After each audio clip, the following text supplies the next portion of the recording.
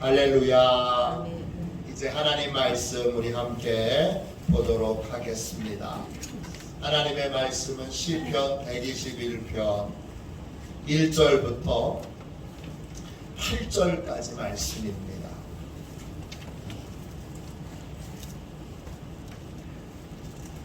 시편 121편 1절부터 8절까지 말씀입니다. 구약성경책 897쪽입니다.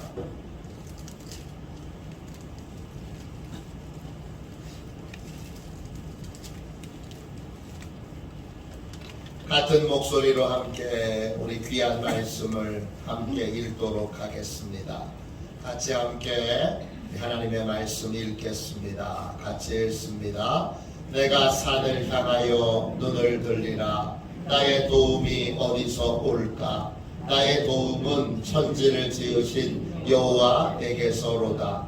여호와께서 너를 실족하지 아니하게 하시며 너를 지키시는 이가 졸지 아니하시리로다. 이스라엘을 지키시는 이는 졸지도 아니하시고 주무시지도 아니하시리로다.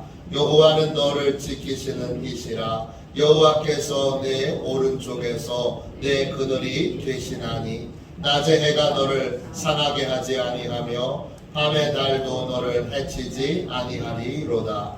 여호와께서 너를 지켜 모든 환난을 면하게 하시며 또 내 영혼을 지키시리로다. 여호와께서 너의 출입을 지금부터 영원까지 지키시리로다. 아멘. 주님의 말씀입니다. 우리 함께 주보에 나와 있는 회개의 기도를 드리겠습니다. 주보에 회개의 기도가 나와 있습니다. 또 스크린으로도 있습니다. 함께 우리 기도하도록 하겠습니다. 같이 기도합니다. 우리의 참된 구원자이신 예수님, 사순절 둘째 주 아침에 우리 모두에게 누구를 의지하며 살아야 하는지를 분명히 깨우쳐 주옵소서. 도울 힘이 없는 사람을 의지하거나 돈이나 권력이나 인기 등을 의지할 때 실족하여 넘어지게 됨을 깨우쳐 주옵소서. 졸지도 주무시지도 않으시고 우리를 지키시고 보호하시는 하나님만 의지하도록 믿음을 주시고 하나님께만 도움을 구하는 기도의 삶을 살게 하옵소서.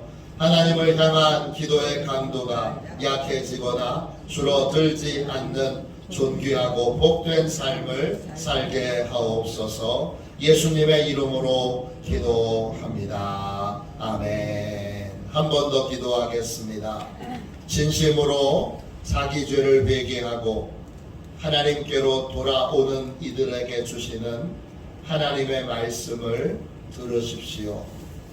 하나님이 세상을 이처럼 사랑하사 독생자를 주셨으니 이는 그를 믿는 자마다 멸망하지 않고 영생을 얻게 하려 하심이라. 하나님이 그 아들을 세상에 보내신 것은 세상을 심판하려 하심이 아니요 그로 말미암아 세상이 구원을 받게 하려 하심이라. 우리에게 영생을 주신 예수님, 우리 모두에게 하나님만을 의지하는 온전한 믿음을 주셔서 하나님 외에 우리가 의지했던 모든 것에서 이제 떠나게 하옵소서. 내가 의지했던 사람도 돈도 권력도 인기도 더는 믿음과 소망의 대상이 되지 않게 하시고 오직 하나님께만 소망을 둔 인생으로 살아가게 하옵소서. 항상 하나님께 부르짖어 기도하고 하나님의 말씀을 따라 삶으로 하나님께서 풍성한 은혜를 공급받아 하나님께서 주시는 풍성한 은혜를 공급받아 많은 사람에게 베풀고 나누는 복된 삶을 살게 하옵소서.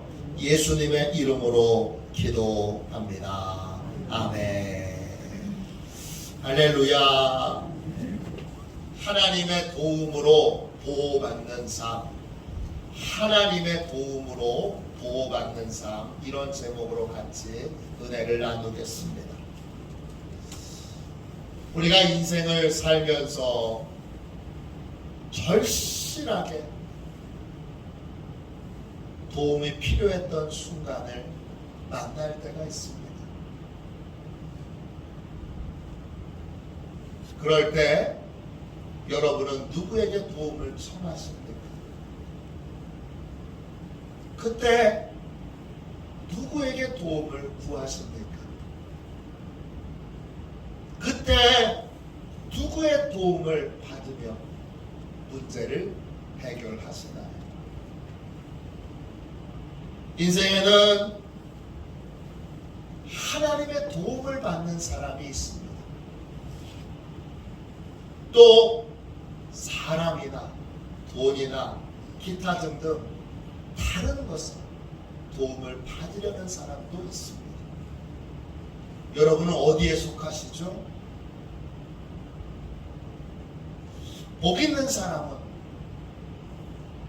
진짜 복 있는 사람은 하나님께 도움을 받는 삶을 살기로 결정한 사람들입니다. 시편 146편 3절부터 5절에 이런 말씀이 있습니다.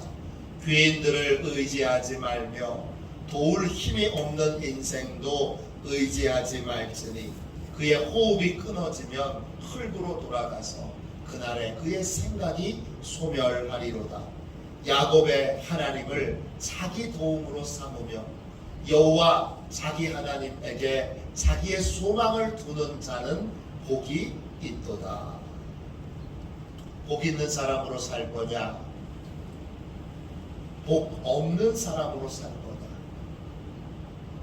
이건 누구에게 도움을 받기로 결정했느냐에 달려 있습니다.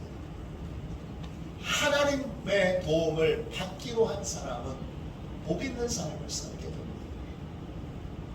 그러나 하나님이 아닌 다른 것, 사람이라든지 권력이라든지 인기라든지 돈이라든지 이런 것에서 도움을 받으려는 인생은 결국 허망한 인생, 아무 도움도 받지 못하는 인생, 패배하는 인생, 실패하는 인생을 살 수밖에 없습니다.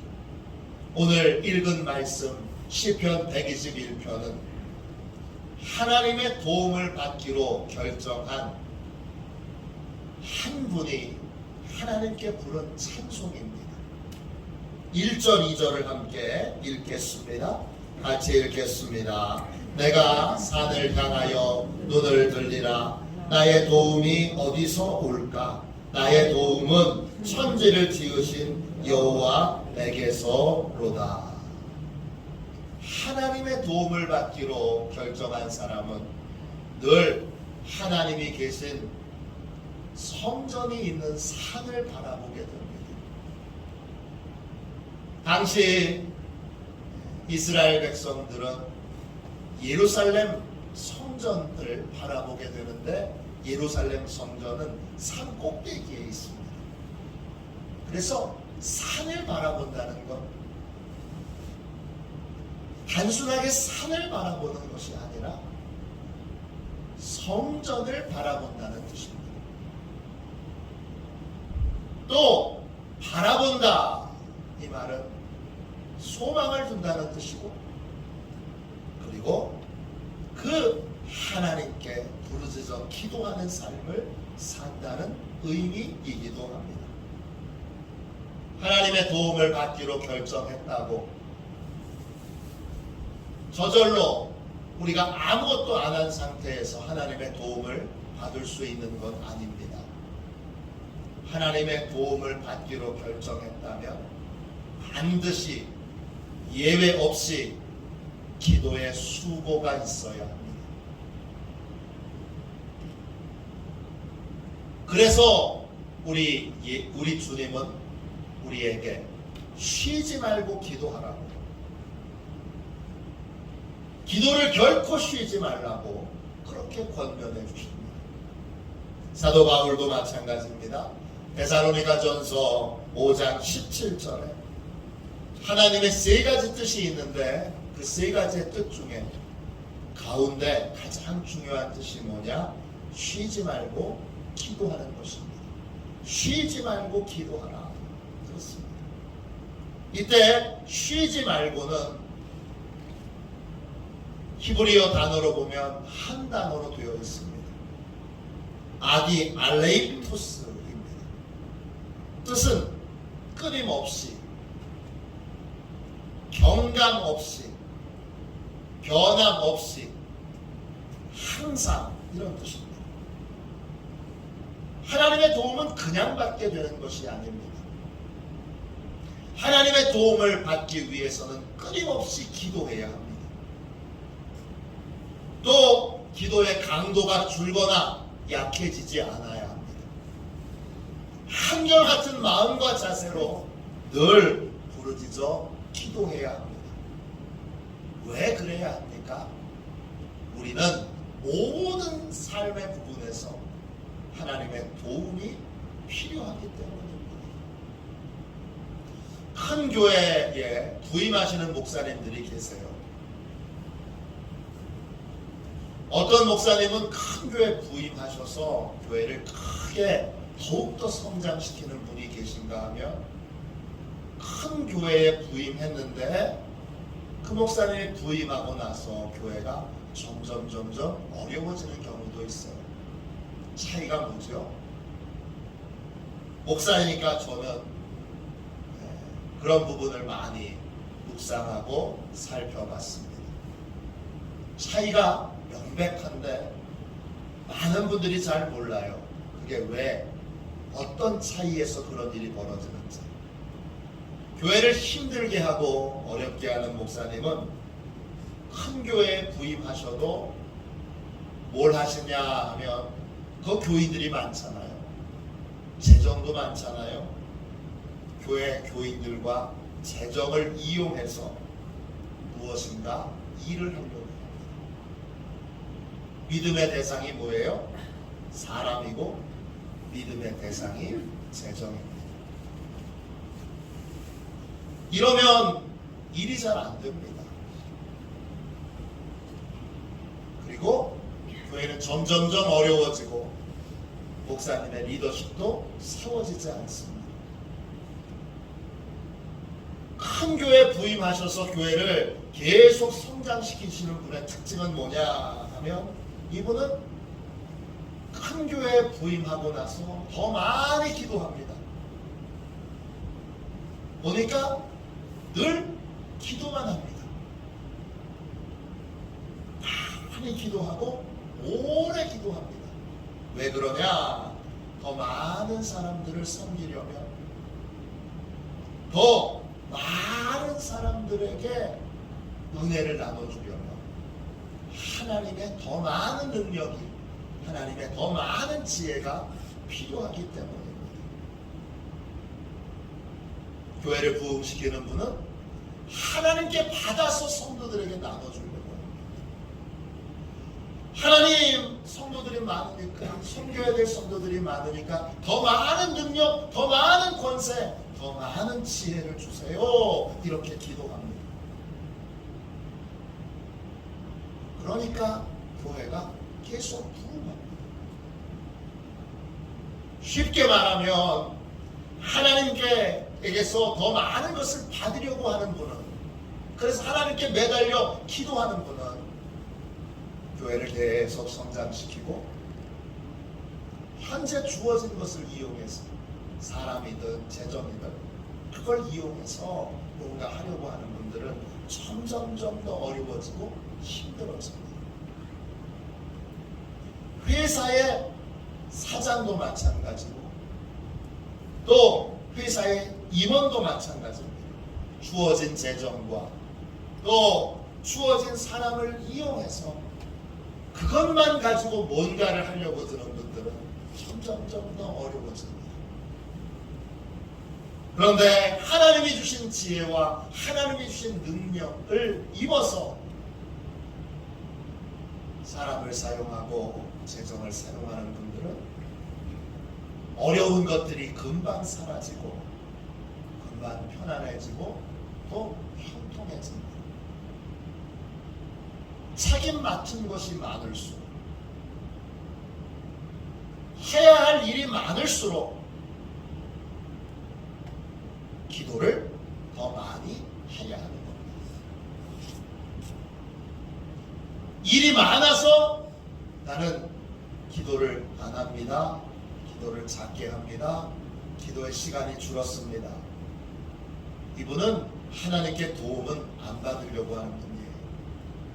자기 노력으로 될 수 있다고 그렇게 확실하게 믿는 분이에요. 그 착각이 깨지는데 얼마 안 걸립니다. 책임 맡은 것이 많으면 많을수록 더 많이 기도해야 합니다. 그러니까 작은 교회를 다님해도 기도를 많이 해야 되죠. 왜? 어려우니까. 큰 교회 가면 이제 기도를 좀 덜 해도 되겠지가 아니라 작은 교회보다 몇 배도 기도해야 합니다. 그래야 하나님의 은혜로 도움을 받아 큰 교회를 섬길 수 있게 되고 큰 사역을 할 수 있게 되는 것입니다. 참된 그리스도인은 끝까지 사람을 의지하거나 돈을 의지하거나 권력을 의지하거나 인기를 의지하지 않습니다. 이 부분에 대한 철두철미한 태도를, 자세를 가진 사람만이 여러분 형통한 삶, 하나님의 도움을 받는 삶을 살 수 있습니다. 1929년 회심한 이후에 논리적인 변증으로 많은 신앙 서적을 쓴 옥스퍼드 대학교 교수 C.S. 루이스가 이런 말을 했습니다. 인생에는 우선적인 것과 부차적인 것이 있습니다. 당신이 우선적인 것에 관심을 둔다면 부차적인 것들도 얻게 될 것입니다. 그러나 당신이 부차적인 것에 우선순위를 둔다면 당신은 부차적인 것까지 잃게 될 것입니다. 심오한 말인데 간단하게 말하면 하나님만 의지해야 한다는 것입니다. 다른 게 많다고 그거 의지하는 순간 금방 그걸로는 도움을 받을 수 없다는 걸 알게 됩니다. 그러므로 우리는 우리의 삶에 모든 관심을 하나님께 두어야 합니다. 그리고 하나님께 간절히 도움을 구해야 합니다. 그러면 하나님이 풍성하게 우리를 도와주십니다. 하나님 도와주세요 이렇게 구하면 하나님은 어떻게 응답하실까요? 3절 4절 보세요. 함께 읽어봅시다. 함께 읽읍시다. 여호와께서 너를 실족하지 아니하게 하시며 너를 지키시는 이가 졸지 아니하시리로다. 이스라엘을 지키시는 이는 졸지도 아니하시고 주무시지도 아니하시리로다. 하나님은 우리를 지키시는 분이십니다. 어떻게 지키시느냐? 졸지도 않으시고 주무시지도 않고 지켜주십니다. 졸지 않는다, 이 말은 히브리어로 둠입니다. 뜻은 살짝 잠에 든다, 선잠에 빠지다 이런 뜻인데 여기에 더 깊은 의미가 있습니다. 무기력하게 되다 이런 의미가 있습니다. 하나님은 졸지 않으십니다. 이 말은 무슨 말이냐 하면 우리가 부르짖어 도움을 청할 때 하나님이 살짝 잠든 것처럼 못 들으신 척 그렇게 흉내를 내시는 분이 아니라는 뜻입니다. 하나님은 우리가 도움을 청할 때 도와주실 수 있는 힘이 없으니까 못 들은 척하고 외면하고 그냥 지나치시는 분이 아니라 우리가 부르짖어 기도할 때 그러냐? 그리고 당장 달려와서 우리를 도와주시는 분입니다. 이게 졸지 않는다는 뜻입니다. 주무시지도 않는다는 뜻은 뭘까요? 주무신다 이 말은 히브리어로 야셈입니다. 그것은 깊은 잠에 빠진다. 누가 깨워도 깨어나지 않을 만큼 깊이 잠에 빠진다, 이런 뜻이에요. 그런데 이 말에도 더 깊은 뜻이 있어요. 뭐냐? 시간을 질질 끈다, 오랫동안 그냥 내버려둔다, 이런 뜻이 있어요. 하나님은 우리가 부르짖어 기도할 때 깊이 잠드셔서 차일피일 응답을 미루시는 분이 아닙니다. 하나님은 나중에 언젠가 그러면서 잠에 빠져 계신 분이 아닙니다. 우리가 도와달라고 하나님 도와주세요 그러면 즉각 응답하시는 분이시고, 그리고 각종 능력과 권세로 우리를 도와주시는 분입니다. 졸지도 주무시지도 않는다는 말은 기도 응답과 관련되어 있는 말입니다. 하나님이 그렇지, 하나님이 뭘 줘라, 하나님이 뭘 주무셔, 그런 의미가 아닙니다. 하나님은 즉각 응답하시는 분이지, 무기력하니까 우리의 기도를 외면하시거나, 못 도와주실 것 같으니까 우리의 기도를 안 들은 척 하시거나, 또는 깊이 잠드셔서 나중에 할게, 나중에 도와줄게 그러면서 미루시는 분이 아니라는 것입니다. 이걸 결론을 내리십시오. 결론을 내리고 지금부터 모든 부분에서, 인생의 크고 작은 부분에서 하나님의 도움을 받기로 결정하는 저와 여러분이 되시기를 주님의 이름으로 축원합니다. 그럼 기도할 때 하나님은 구체적으로 우리를 어떻게 도와주실까요? 첫 번째, 하나님은 성공과 실패에 넘어지지 않도록 우리를 보호해 주십니다. 여러분 5절 6절 보세요. 같이 읽어보겠습니다. 5절입니다. 여호와는 너를 지키시는 이시라. 여호와께서 내 오른쪽에서 내 그늘이 되시나니 낮에 해가 너를 상하게 하지 아니하며 밤에 달도 너를 해치지 아니하리로다. 하나님은 우리의 그늘이 되어주세요. 그 그늘이라는 말은 히브리어로 첼이고 그림자라는 뜻도 있지만 피난처, 방고모 이런 뜻이 있어요. 하나님은 우리의 피난처가 됐어요. 그래서 우리는 하나님의 보호 가운데 늘 보호를 받습니다. 인생의 위기를 만날 때, 또 다양한 공격을 받을 때 하나님은 우리의 피난처가 되어주시고 방고모가 되어주세요. 우리 마을마다 방고모가 있다고 하네요. 몰랐습니다. 저는. 마을마다, 강화에도 마을마다 방고모가 있다고 해요. 전쟁이 나면 얼른 거기 가서 우리가 숨어 있어야 하는 거예요. 인생의 위기를 만날 때 하나님은 우리의 피난처가 되시고 방고모가 되세요. 인생은 언제 위기를 만나죠?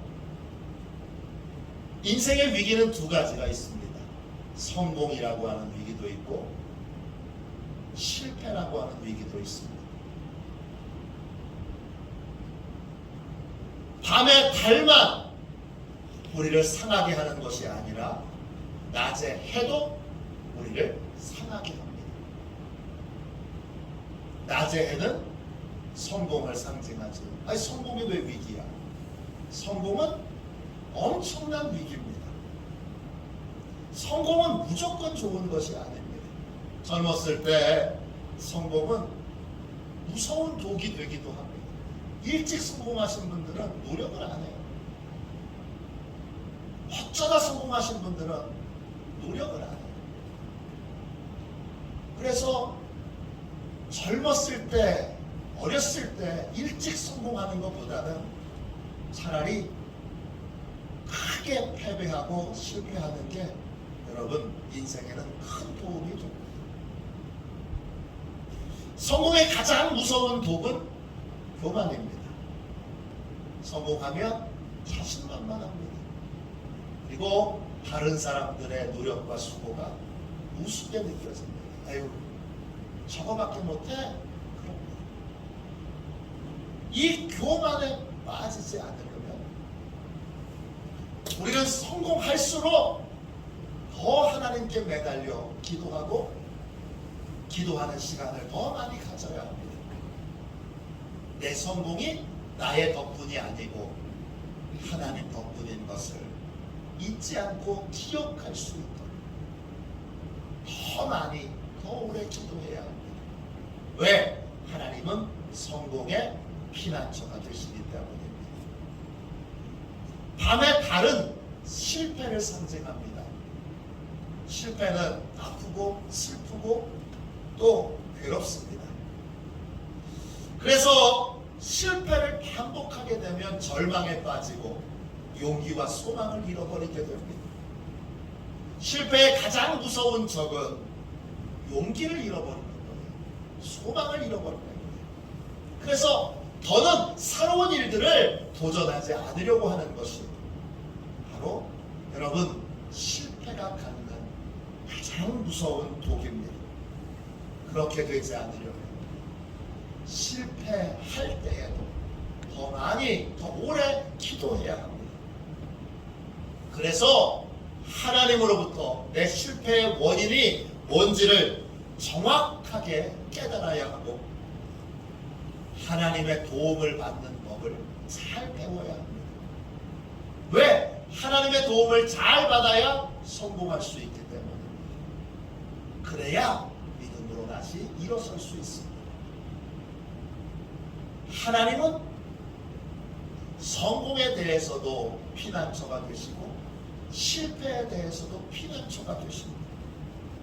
저는 어렸을 때일수록 더 많이 기도하고 더 오래 기도하고 더 간절히 기도해야 된다고 믿습니다. 젊을수록 더 많은 기도의 수고가 필요합니다. 그래야 하나님이 지혜와 능력을 주시는데 어떤 지혜와 능력을 주시느냐? 성공과 실패에 초연할 수 있는 능력을 하나님이 주시기 때문입니다. 젊었을 때일수록 어렸을 때일수록 성공에 실패에 초연하여 성공할 때에도 실패할 때에도 요동함이 없이 한결같이 하나님을 의지하는 하나님께 한결같이 도움을 구하는 삶을 살 수 있는 사람이 되도록 해야 합니다. 그렇게 안정적인 믿음의 삶을 살려면 저는 일찍부터 기도의 훈련을 시켜야 한다고 믿습니다. 그러니까 제일 큰 잘못은 뭐냐 하면 엄마예요. 너는 공부만 해. 기도는 내가 할게. 아빠예요. 너는 열심히 네 노력만 해. 나머지는 다 아빠가 책임져 줄게. 이게 문제예요. 기도는요, 부모님도 하셔야 되지만 아들, 딸들이 해야 됩니다. 언제부터 해야 되죠? 초등학교 때부터 해야 됩니다. 초등학교 때부터 기도 훈련을 받은 친구들은 달라도 많이 다릅니다. 성공과 실패에 초연한 탁월한 사람이 될 수 있습니다.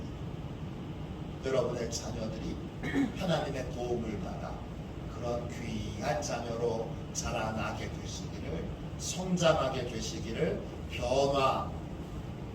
변화되기를 주님의 이름으로 축원합니다. 우리가 기도할 때 하나님은 우리를 어떻게 도우시죠? 두 번째, 환난을 면하게 해주십니다. 7절 말씀 보세요.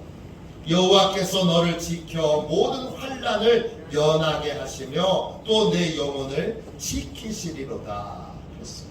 이 환난이라고 하는 말은 히브리어로 라입니다. 그것은 고난, 재난, 불만, 고통, 나쁜 이런 뜻입니다. 세상에서 겪을 수 있는 모든 나쁜 게 다 이 한 단어에 모아져 있습니다. 이 단어는, 이 라라고 하는 단어는 반드시 함께 가는 것이 있는데 뭐냐? 불순종입니다. 성경은 불순종이 모든 고난과 재난과 불만과 고통과 나쁜 것의 원인이 된다고 말합니다. 그러므로 하나님의 말씀을 거역하고 자기 생각, 자기 고집을 따라서 인생을 사는 것, 불행과 고통과 재난과 불만과 나쁜 모든 것들을 자초하는 길. 그래서 하나님께 기도하면 하나님은 순종의 길로만 우리를 계속 이끌어 가십니다. 기도를 많이 하면 이상하죠? 순종의 삶을 살게 됩니다. 저도 50일 기도학교를 진행하면서 일부러 새벽만 할 수도 있는데 저녁도 하는 이유는 제가 기도학교를 이끄는데 기도를 제가 제일 많이 해야 되잖아요. 그러니까 새벽도 저녁도 일부러 저를 기도에 묶어두는 겁니다. 그러면 이상하게 기도할 때 잘못한 것들이 그전에는 그것이 잘못됐다고 느끼지 않았는데 이 기도학교를 하면서 이게 큰 잘못이구나 그렇게 생각이 들고 깨달아져서 회개하는 것들이 많이 생깁니다. 하나님은 기도를 많이 하면 많이 할수록 우리를 순종의 길로 인도하십니다. 미국의 노스캐롤라이나 주의 서밋 교회를 담임하시는 제이디 그리어, 제가 좋아하는 목사님이세요. 그분이 처음 쓰신 책이 복음 본색이라는 책이에요. 그 책에 이런 권면이 나옵니다. 죄를 멈추는 것은 하나님을 보는 것의 부산물입니다. 우리가 우리 마음속에서 하나님의 아름다우심을 보고 하나님의 무게를 느낄 때 우리의 마음은 죄보다 그분을 더 갈망하기 시작합니다. 성경은 죄를 그만 지으라고 말하기에 앞서 네 하나님을 보라고 말합니다. 하나님을 만나는 시간이 많아지면 많아질수록 우리는 죄에 대하여 더욱더 단호한 태도를, 불순종에 대하여 더욱더 단호한 태도를 갖게 됩니다. 그러면 환난을 면하게 됩니다. 그 다음 보십시오. 세 번째, 우리가 기도할 때 하나님께서 어떻게 도와주시죠? 하나님께서 우리의 영혼을 지켜주십니다. 7절을 한 번 더 읽겠습니다. 여호와께서 너를 지켜 모든 환난을 면하게 하시며 또 내 영혼을 지키시리로다 그랬어요. 하나님이 영혼을 지켜주신대요. 영혼은 히브리어로 네페쉬예요. 뜻은 영혼이라는 뜻도 있지만 인격, 열정, 소망이라는 뜻도 있어요. 영혼을 지켜주신다는 것, 하나님이 우리의 인격이 파괴되지 않게, 우리의 열정이 식지 않게, 우리의 소망이 꺾이지 않도록 지켜주신다는 뜻이에요. 더 많이 기도하면, 더 오래 기도하면 하나님이 우리의 인격을 지켜주세요. 우리의 형상이 하나님의 형상으로 회복되도록 지켜주시고 우리의 영혼이 더욱더 아름다운 영혼이 되도록 하나님이 그렇게 새롭게 변화시켜주세요. 또 오래 기도하면 어떤 상황에도 소망이 꺾이지 않게 하시고 항상 뜨거운 열정을 유지할 수 있도록 해주세요. 저는 이 열정을 유지시켜 주시는 것이 얼마나 귀한 일인지 모릅니다. 항상 여러분 기억하십시오. 하나님은 우리에게 소망과 또 인격과 또 열정을 지켜주시는 분이십니다. 하나님 앞에 매일 기도하면 우리는 품격 있는 삶을 살게 되고 그리고 소망이 꺾이지 않는 삶을 살게 되고 또 열정적인 삶을 살게 됩니다. 제가 인천에서 사역을 할 때 제 큰아들을 영화초등학교에 입학을 시켰습니다. 당시 영화초등학교 교장 선생님은 오인숙 선생님이십니다. 아주 유명한 분이시죠. 많은 신앙서적을 써서 많은 인기를 얻으신 분이기도 합니다.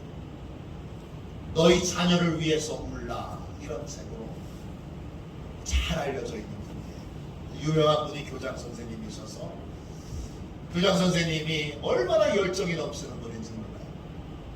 그래서 아버지들 기도학교를, 아버지들이 저녁마다 학생들을 위해서 기도하는 모임을 일주일에 한 번씩 가지면서 거기에 교장 선생님이 항상 참석하셨어요. 그러니까 항상 이 교장 선생님하고 많은 얘기들을 나눌 수 있게 됐는데, 그분에게서 들은 간증이 2006년도에 책에 실렸어요. 2006년도 쓰신 책 생각을 바꾸시는 하나님, 이 책에 이런 간증이 나와요.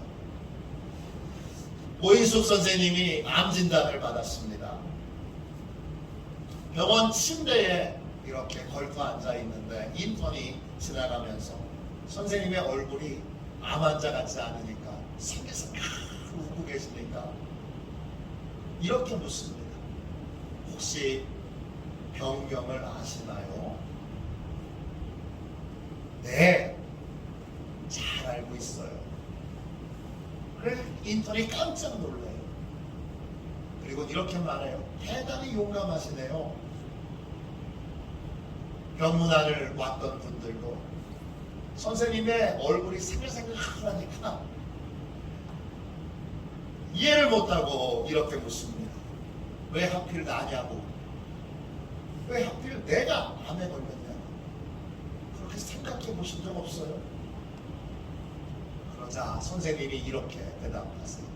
저는요, 꼭 내가 아니라는 법이 있는가, 꼭 나만 예외라는 법이 있는가, 이렇게 생각합니다. 나도 겪을 수 있지, 이렇게 생각한다는 겁니다. 그때 오인숙 선생님이 그 병문안 오신 분들이 가고 나서 한번 생각했어요. 하나님께 기도하고 나서 내 삶에 어떤 변화가 있었는가. 그랬더니 기도를 많이 하고 오래 하고 깊이 할수록 하나님이 자신에게 좋은 질문만 하는, 좋은 질문을 할 수 있도록 그렇게 도와주신다는 걸 깨닫게 됐대요. 암에 걸렸다는 말을 들었을 때 선생님은 이런 질문을 했어요. 하나님이 왜 이런 체험을 할 기회를 나에게 주셨을까? 이 체험이 내 삶에 어떤 유익을 줄까? 암 치료를 받으면서 병원에 있는 그 채플에서 예배당에서 매일 새벽 기도를 드리면서 하나님께 이런 질문을 또 드렸어요. 병원에서 만나는 환자들을 위해서 내가 할 수 있는 일은 뭘까? 그날부터 선생님이 병원에 만나는 환자들 한 분 한 분을 위하여 자기를 위한 기도는 안 하고 환자들의 그 치유와 회복을 위해 매일매일 기도하세요. 또 선생님의 인쇄를, 그 병동에 소아암 어린이들이 있는데 만나보니까 너무 딱해요. 선생님의 책이 인쇄가 좀 되잖아요. 그러니까 그 인쇄를 모두 다 소아암 환자들을 위해 그 인쇄를 사용합니다. 기도하는 사람은 고난도 은혜의 통로예요.